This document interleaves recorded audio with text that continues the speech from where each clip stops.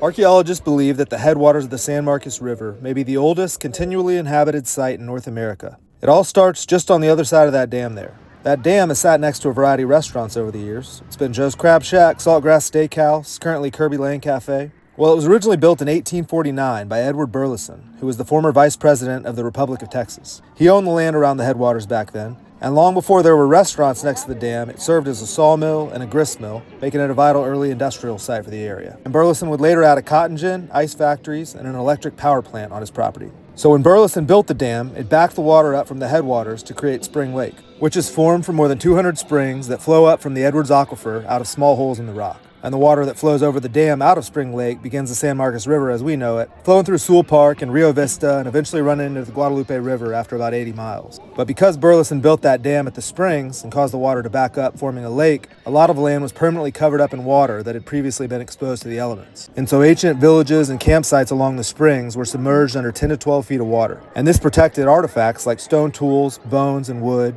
and organic materials that would typically decay or be destroyed remained intact beneath the lake's sediment. And beginning in the late 1970s, archaeologists began uncovering tens of thousands of artifacts from the headwaters that show a nearly continuous record of human occupation spanning more than 13,000 years. And I completely understand why. The waters of the San Marcos River have been drawing me in my whole life too.